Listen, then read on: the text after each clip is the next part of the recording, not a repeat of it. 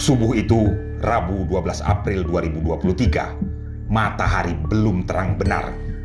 Di keremangan itu Basarudin menyaksikan pasukan Densus 88 mulai menyerbu sebuah pondok di kawasan perkebunan Margosari, Provinsi Lampung. Rentetan tembakan terdengar. Basarudin yakin ada tembakan balasan dari pondok itu. Suara tembakannya berbeda, katanya. Basarudin adalah kepala kampung Desa Sendang Baru, Kecamatan Sendang Agung, Kabupaten Lampung Tengah.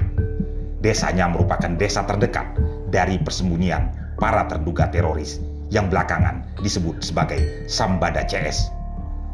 Sehari sebelumnya Basarudin dibawa Densus 88 ke sana untuk membantu upaya penyerbuan.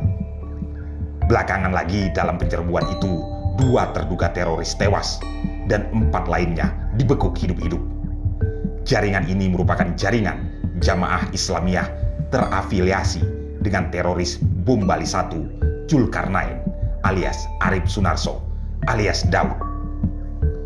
Sehari setelah menyaksikan penyerbuan itu, Basarudin diwawancarai Direktur Pemberitaan Tribun Network, Feby Mahendra Putra. Dengan detil, dia mengingat betul detik demi detik penyergapan itu. Baik, Pak Basarudin, bisa diceritakan dari awal, Pak? Mulai dari hari Selasa itu kedatangan tim Densus 88 anti teror, apa yang Bapak ketahui pada hari Selasa, Pak? Tanggal 11. Oh ya, siap. Hari Selasa sekira jam habis luhur karena saya di kontak salah dua orang anggota dari Densus itu. Kondisi saya masih di kantor waktu itu, di kantor desa. Akhirnya habis luhur itu saya pulang dan diajak ke wilayah Margosari Atas, yang saya sebut Margosari Atas ya, ataupun umbulan-umbulan yang berdekatan dengan terduga anggota teroris itu. Nah, setelah itu disimpulkan bahwa dari keterangan-keterangan masyarakat yang berada di sana mengarah dalam arti memang betul terduga anggota teroris tersebut berada di wilayah-wilayah tersebut. Sehingganya Rabu malam diadakan penggerbekan karena anggota sudah mulai dirapatkan ke Sendang Baru karena akses terdekatnya di Sendang Baru. Makanya konsentrasi anggota itu awalnya ya di Sendang Baru semua, memang kendaraan di sini semua, backup dari Brimob di Sendang Baru juga. Malam Rabu itu akhirnya naik dan terjadilah hari Rabu dini hari pukul 5.35 lah, setengah 6 ya berarti ya. Itu terjadi penggerbekan diduga anggota teroris itu yang pertama, yang atas nama kami tahu di sini menamakan dirinya sebagai Sambada. Nah, dalam penggerbakan itu, Pak, di gubuk itu apakah hanya ada 1 orang bernama Sambada atau ada orang lain yang Bapak ketahui? Betul, terima kasih Pak. Kalau tersangka pertama ini di gubuknya itu sendiri, tidak bawa anak istrinya ataupun saudara-saudaranya. Jadi sendiri. Ya. Pak, apakah ketika dilakukan penggerbekan itu orang bernama Sambada ini melakukan perlawanan, Pak? Iya. Karena bisa saya bilang seperti itu, beda kan suara senapan dari Densus itu dengan terduga teroris itu. Karena kami berada tidak jauh dari lokasi itu, yang sudah diatur oleh tim tindak dari Densus 88. Pak Basarudin, kalau boleh saya tahu, lokasi Bapak berada dengan lokasi rumah Sambada yang digerebek itu kira-kira berapa meter, Pak? Ya 50 ke 80-an meter lah. Ya, tapi Bapak masih bisa melihat pada waktu itu ya Pak ya? Kalau melihatnya kan tidak terlihat Bang, karena posisi 5:30 itu kalau di daerah perkebunan kan masih remang. Masih remang. Cuman ada beda kan, suara senjata itu beda. Ya. Pak, boleh dijelaskan Kak, Ya. pada waktu itu tembak-menembak itu berlangsung sekitar berapa lama Pak Basarudin? Kisarannya 15 menit. Ya, 15 menit ya Pak ya. Nah, setelah terjadi Ya. tembak-menembak 15 menit itu, apa yang kemudian terjadi Pak Basarudin? Sehingga sudah ada kabar bahwa aman ataupun clear bahwa tersangka ini sudah meninggal dunia. Akhirnya kami yang ditempatkan di tempat-tempat tertentu itu tadi merapat. Ya. Nah, ketika merapat ke dalam, apa yang Bapak temui di dalam gubuk itu, Pak Basarudin? Kami masuk setelah gubuk itu dinetralkan oleh anggota detasemen itu sendiri, anti teror itu sendiri. Ya. Artinya sudah digeledah, sudah diamankan apa yang perlu diamankan, dikeluarkan yang perlu dikeluarkan. Begitu, Bapak. Ya. Apakah Bapak melihat barang bukti yang dikeluarkan oleh polisi dari dalam gubuk itu, Pak? Ya. Di antaranya adalah senjata api plus pelurunya atau amunisinya. Karena sempat dihitung waktu itu sekitar 52 biji. Ya. Sajam beserta buku-buku panduan seperti itu deh pokoknya. Ya. Buku-buku panduan ya, Pak ya? Buku yang jelas. Ya. Pak, bisa diceritakan, Pak? Ada buku panduan jihad gitu. Oh, ada buku panduan jihad juga. Pak Basarudin bisa diceritakan nggak, Pak? Berapa luas atau ukuran dari gubuk yang ditinggali oleh Sambada ini, Pak? Kira-kira aja. Sekitar 4x6. Oh, 4x6 ya, Pak? 4x6. Ya. Ya. Gubuk itu terbuat dari apa, itu. Pak? Bambu. Oh, bambu. Bambu. Atapnya terbuat Ya. dari apa, Pak? Atapnya dari genteng tipis itu. Oh, genteng tipis. Baik. Pak, Ya. ketika Bapak masuk ke gubuk itu, apakah gubuk itu juga dilengkapi kamar tidur, ruang tamu, ada toilet atau WC gitu, Pak? Kalau toilet, ya tempat tidur itu biasalah karena kondisinya di gunung gitu. Ya tempatnya kayak amben biasa gitu. Ya. Itu juga ada peralatan dapur juga, Pak, di situ, Pak? Ya, ada kompor. Maka saya sebutkan tadi, beberapa hari sebelum terjadi penggerebekan, beliau beli kompor gas. Oke. Jadi, Pak Basarudin ini sempat bertemu muka dengan orang bernama Sambada ini, Pak, ya? Iya, beberapa kali. Oh, beberapa kali ya, Pak? Dalam konteks apa atau dalam urusan apa Bapak bertemu dengan Sambada ini, Pak? Satu, beliau beli gas ke saya. Yang kedua, berangkat Jumatan, beli minyak atau turun, ya mungkin belanja kebutuhan dia. Jadi dia turun ke kampung Sendang Baru ini untuk membeli keperluan sehari-hari gitu ya, Pak ya? Iya. Oke. Apakah Bapak sempat ngobrol juga sama dia, Pak? Sama Sambada ini, Pak? Ya, hanya sekilas saja. Pak, dari mana? Ngakunya sama saya dari Jambi gitu. Oh, jadi Sambada ini mengaku asalnya dari Jambi. Berasal dari Jambi. Dan Bapak ya, tanya Bang. juga, Pak, sejak kapan Sambada itu tinggal di kawasan dekat perkebunan itu? Sejak kapan? Bapak tanya nggak, Pak? Dengar informasi, kalau tanya nggak? Dengar informasi di kisaran pertengahan 2022. Oh, gitu. Ada orang dari Jambi beli lahan di sana kan gitu. Berarti kan orang tersebut. Ya. Pak, kalau Bapak bisa nggak bisa menyebutkan ciri-ciri dari orang bernama Sambada ini? Apakah dia berjenggot atau pakai apa gitu, Pak? Kebiasaannya, Pak? Kalau kebiasaannya sih lumrah saja kalau secara fisik ya. Ya. Warna kulit cenderung hitam. Itu tidak terlalu tinggi, pendek lah orangnya. Ya.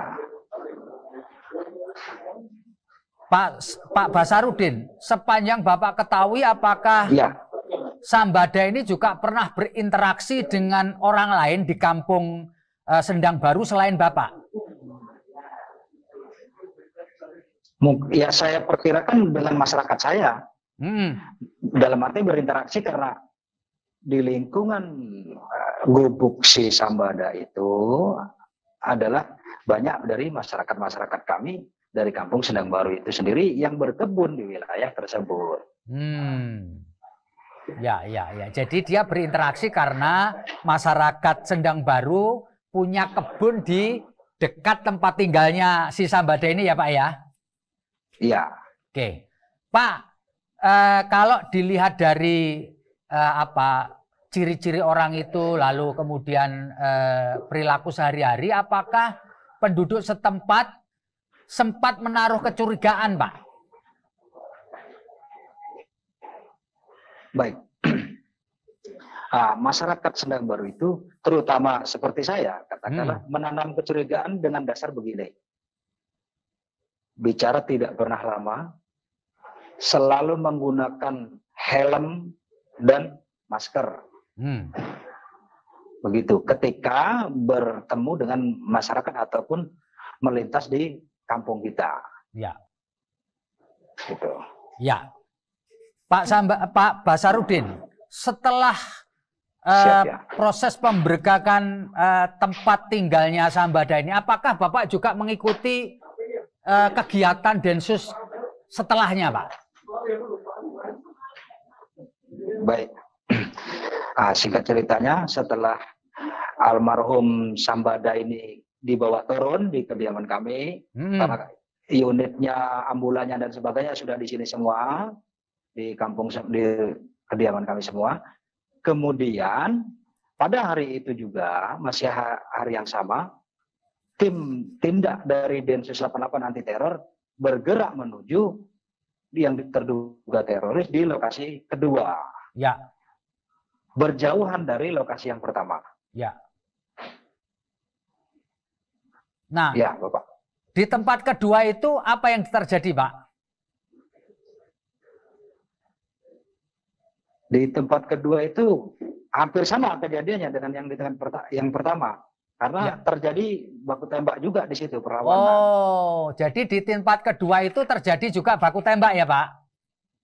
Ya, si terduga teroris itu ternyata memiliki senjata F16, senjata. Bagaimana bisa saya sebutkan itu F16? Ya. Itu adalah dijelaskan dari tim anti teror itu sendiri bahwa itu namanya senjata itu namanya. Pak, di lokasi kedua itu kira-kira jam berapa, Pak? Sekira hampir maghrib. Oh, hampir maghrib ya, Pak? Di dalam kejadian itu, iya. Di dalam kejadian tersebut, salah satu dari anggota Densus 88 itu sendiri mengalami luka tembak di perut bagian bawah, di sebelah kanan. Ya. Ada yang bersarang pelurunya dan ada yang tembus. Pak Basarudin, kalau boleh tahu, waktu terjadi penggerbakan di lokasi kedua, tempat Bapak menyaksikan tembak-menembak itu kira-kira berapa meter, Pak? Lebih spesifikasinya mendengarkan ya. Kalau menyaksikan kan melihat.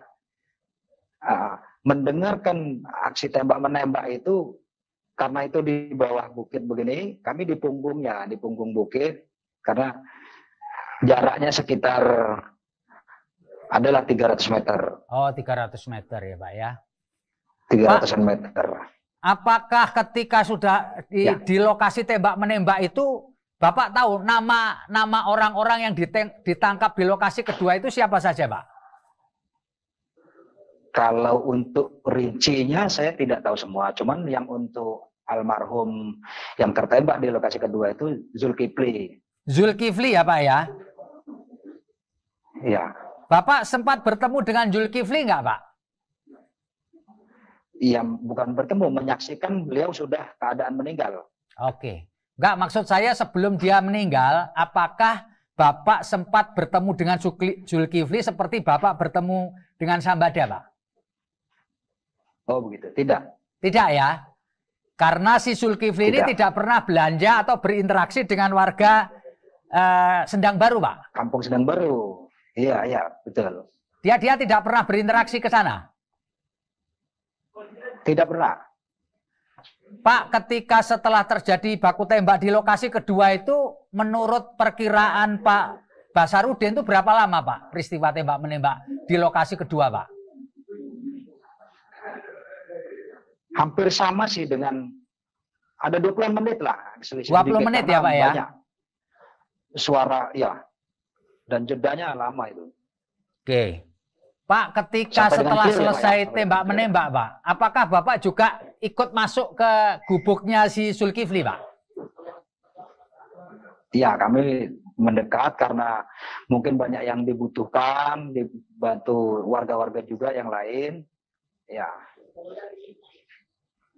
Apa yang Bapak dapati di gubuk itu, Pak?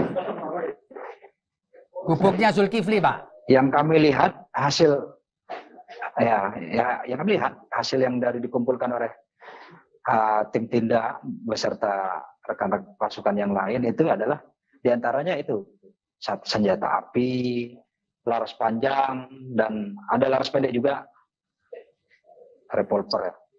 Jadi satu senjata laras panjang, satu senjata laras pendek ya, Pak ya? Dan satu senjata angin. Oh, senjata angin. Ada ditemukan amunisi nggak, Pak, di situ, Pak? Saya nggak sempat lihat, tapi ya nyatanya bisa tembak-menembak itu pasti banyak. Oh, gitu. Pak, kalau boleh diceritakan, Pak, gubuknya Zulkifli dengan gubuk yang ditinggali Sambada itu bentuknya mirip atau beda, Pak? Ya mirip-mirip sih, Pak. Karena gubuk di daerah pegunungan itu rata-rata ya seperti itu bentuknya. Kalau ukurannya lebih besar mana, Pak? Atau tidak? Ukurannya lebih besar punya si Jul, almarhum. Oke. Pak, apakah di lokasi itu ada terduga teroris yang ditangkap hidup-hidup, Pak? Ah ya, terima kasih, Pak. Ada. Jadi di TKP yang kedua itu Zulkifli yang meninggal, ada 3 yang hidup. Dan mereka beda dengan si Sambada ini. Kalau si Sambada tinggal sendirian di gubuk itu, ya. Kalau mereka ini bersama keluarga dan anak-anaknya. Oh. Itu perbedaannya. Jadi di gubuk yang kedua ini selain laki-laki juga ada keluarganya ya, Pak ya? Iya, beserta anak-anak. Nah, yang Bapak lihat, anak-anak yang ada di situ berapa, Pak, jumlahnya, Pak? Mohon maaf, nggak sempat ngitung kami ya, Bang. Oh iya. Tapi tadi ada 13 anak apa 11 anak saya dengar dari. Oh gitu ya, Pak? Kawan-kawan ya. Keseluruhan ya? Keseluruhan ya. Kalau perempuan ada berapa, Pak, di situ, Pak? Perempuannya, Pak? Perempuannya itu 3 atau 4 ya? Oh, 3 atau 4 ya, Pak ya? 4 kalau nggak salah. Kalau 4 ya, Pak? salah 4 loh. Ya. Ya. Oke. Karena langsung dievakuasi sama tim, dimasukkan ke gubuk, diamankan gitu. Ya. Nah, apakah ketika itu anak-anak itu dalam kondisi tenang atau menangis, Pak? Ketika habis tembak-menembak kan pasti takut nih, Pak. Apakah mereka dalam kondisi shock, nangis, itu atau biasa aja, Pak? Siap. Itu yang pengalaman yang tidak pernah saya saksikan, Pak. Ya. Jadi seorang istri kehilangan suami. Terus lingkungan yang sedemikian kecil, terdengar suara tembakan luar biasa.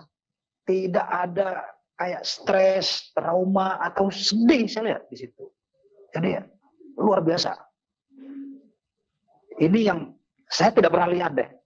Lumrah logis saya, ketika saya menyaksikan seperti itu, anak-anak itu kan histeris, perempuan terlebih lagi, terus suami meninggal keadaannya, pasti bersedih-sedih dan berlarut-larut. Itu tidak. yang saya saksikan dengan mata kepala saya itu, ini luar biasa. Apakah ini bagian dari doktrin-doktrin itu? Gitu, Bapak. Oke. Jadi sekali lagi Bapak ketika melihat tidak ada rasa shock, tidak ada rasa sedih dan semuanya biasa aja ya Pak ya? Ya. Baik. Iya, seakan-akan tidak terjadi apa-apa. Ya. Pak, kalau boleh Bapak perkirakan dari anak-anak itu, yang tertua kira-kira usianya berapa? Kira-kira aja. Kira-kira masih SD deh. Oh, masih SD ya Pak ya? Ya. Tapi Bapak tidak mengetahui atau tidak bertanya, mereka ini asalnya dari mana Pak? Apakah juga dari Jambi juga seperti Sambada atau tidak ditanya waktu itu Pak? Tidak, saya hindari bertemu langsung, bertatap muka langsung dengan istri-istri mereka. Oke. Pak, mereka ketika dievakuasi dari tempat itu, apakah mereka kemudian dibawa ke Kampung Sendang Baru, Pak? Atau langsung dibawa ke tempat lain? Oke, terima kasih. Nah, maka ini akhirnya ada dua wilayah yang ke kampung saya.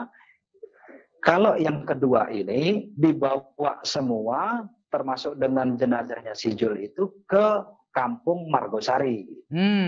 Maka akhirnya tim banyak yang berpindah ke sana. Konsentrasinya. Jadi ke Pekon Margosari ya Pak ya? Ya, Pekon. Ya, Pekon Margosari. Benar. Pak Basarudin, kalau boleh saya tanya Pak, berapa banyak sih atau apa saja peralatan yang waktu itu atau kendaraan yang dibawa oleh tim Densus 88 anti teror Pak, yang Bapak lihat Pak? Kalau dari Densus 88 ya kendaraan-kendaraan pribadi beserta persenjataan lengkap. Ya. Itu Pak. Apakah waktu itu Densus menggunakan bahan peledak, Pak?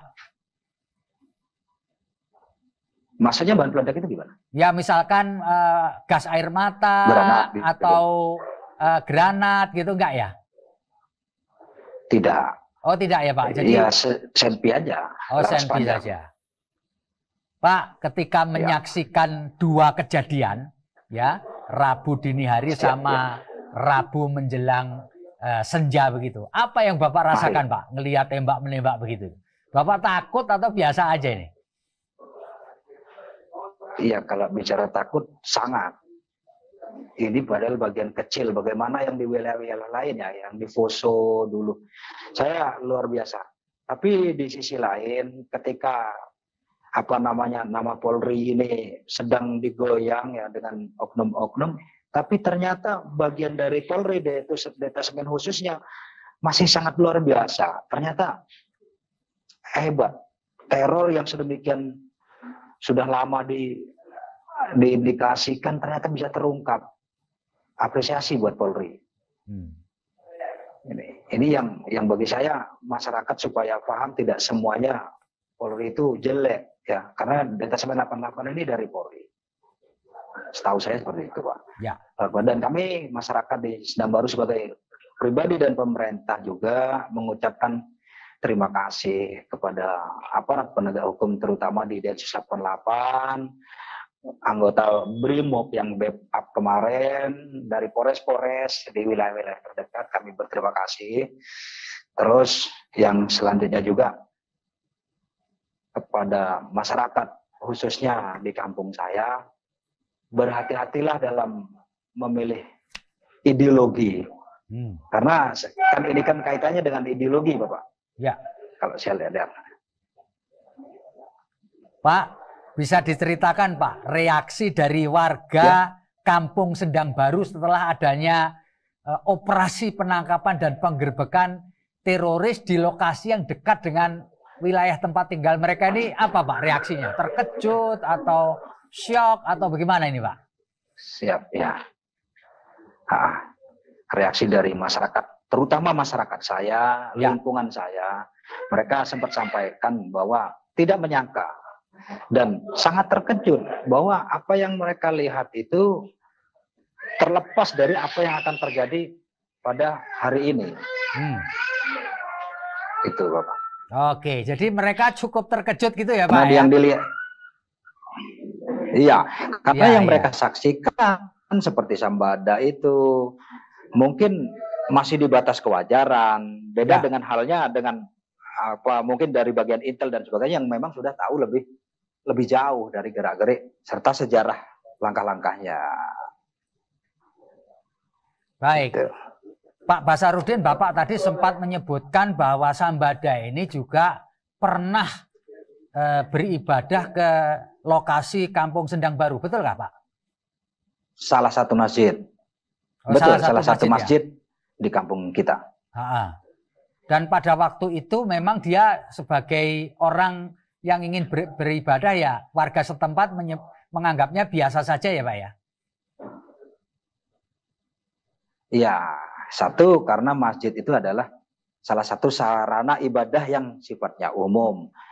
Selama tidak terlalu menyolok keluar dari koridor yang ada ataupun kebiasaan-kebiasaan yang ada, ya masyarakat di sana pastilah dengan baik hati menerima siapapun itu. Ya. Apalagi prinsip dasarnya adalah sesama Muslim. Ya. Baik. Rasanya luar biasa cerita yang disampaikan oleh Pak Basarudin, Kepala Kampung Sendang Baru, Kecamatan Sendang Agung, Siap, ya. Lampung Tengah. Pak, kami mengucapkan terima kasih banyak atas Siap. wawancara kita Iya, hari sama-sama, ini, Pak. Bapak. Moga-moga Bapak dan Ya. warga Ya. Kampung Sendang Baru dalam kondisi sehat. Demikian, terima kasih. Amin. Saya Febi Mahendra Putra, pamit undur diri. Assalamualaikum warahmatullahi wabarakatuh. Salam damai sejahtera buat kita semua. Om Santi Santi Om, Namo Buddhaya, salam kebajikan, dan jangan lupa tetap